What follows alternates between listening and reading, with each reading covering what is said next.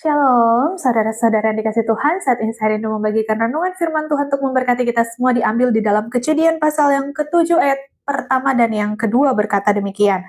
Lalu berfirmanlah Tuhan kepada Nuh, masuklah ke dalam bahtera itu, engkau dan seisi rumahmu, sebab engkaulah yang kulihat benar di hadapanku di antara orang zaman ini. Dari segala binatang yang tidak haram, haruslah kau ambil 7 pasang, jantan dan betinanya, tetapi dari binatang yang haram, 1 pasang, jantan dan betinanya.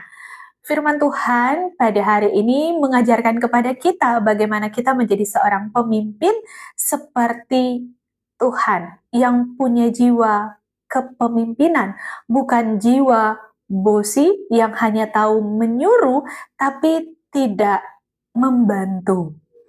Teman-teman dikasih Tuhan, mungkin saat ini teman-teman berpikir, kan saya sudah menjadi pemimpin, saya sudah punya jabatan, saya sudah tidak perlu lagi yang namanya Tuhan di dalam hidup saya. Padahal firman Tuhan yang kita baca setiap hari itu akan mengingatkan kepada kita lagi, bahkan Tuhan akan menuntun kita menjadi pemimpin-pemimpin yang seperti Tuhan. Kita bisa pelajari dari firman Tuhan pada hari ini. Kita garis bawahi dikatakan, dari segala binatang yang tidak haram, haruslah kau ambil 7 pasang. Kau ambil, berarti ini perintah Tuhan memerintahkan Nuh untuk mengambil. Namun kita baca kembali di ayat yang ke-8 dan yang ke-9 berkata begini, dari binatang yang tidak haram dan yang haram, dari burung-burung dan dari segala yang merayap di muka bumi, datanglah sepasang mendapatkan Nuh ke dalam bahtera itu, jantan dan betina seperti yang diperintahkan Allah kepada Nuh. Dikatakan, datanglah sepasang mendapatkan Nuh. Jadi, binatang-binatang ini yang mendapatkan Nuh, bukan Nuh yang mendapatkan mereka. Tuhan yang memerintah Nuh, Tuhan pun yang membantu Nuh untuk membawa binatang-binatang itu mendapatkan Nuh. Bertemu dengan Nuh dan membawa binatang-binatang itu masuk ke dalam bahtera.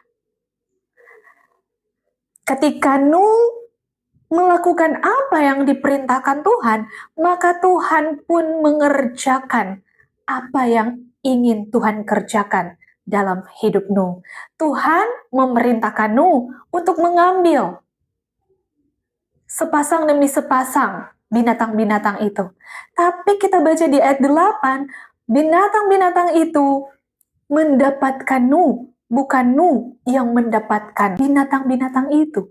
Dari sini kita belajar bahwa Tuhan seorang pemimpin yang memerintah, tapi juga yang bekerja sama dengan kita. Tuhan bukan seorang pemimpin yang hanya memerintah namun dia membiarkan kita, tidak.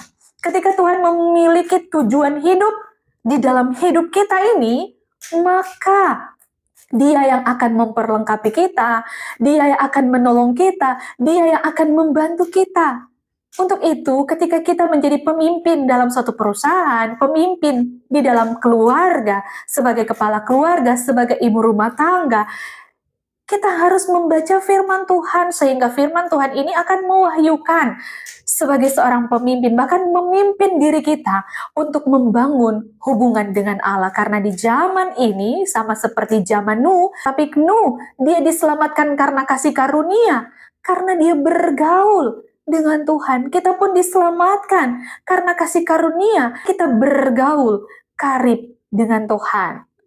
Kita akan mendapat hikmat-hikmat baru. Kita akan menjadi pemimpin-pemimpin yang patut dicontoh. Bukannya sekedar memerintah, tapi kita pun bekerja sama dengan bawahan-bawahan kita di tempat kerja, bahkan mungkin di dalam pelayanan. Bukan sekedar melepaskan, biarkan bawahan saya yang bekerja. Tapi sebagai pemimpin, kita pun harus membantu dan menolong orang-orang yang kita perintahkan, sehingga pekerjaan itu semakin mudah.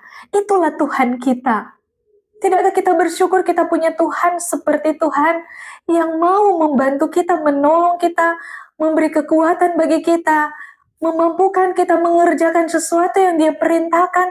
Bukan hanya Dia membiarkan kita, tapi Dia yang membantu kita dan menolong kita di dalam setiap aspek kehidupan kita. Jadi teman-teman, mari rajinlah membaca kebenaran firman.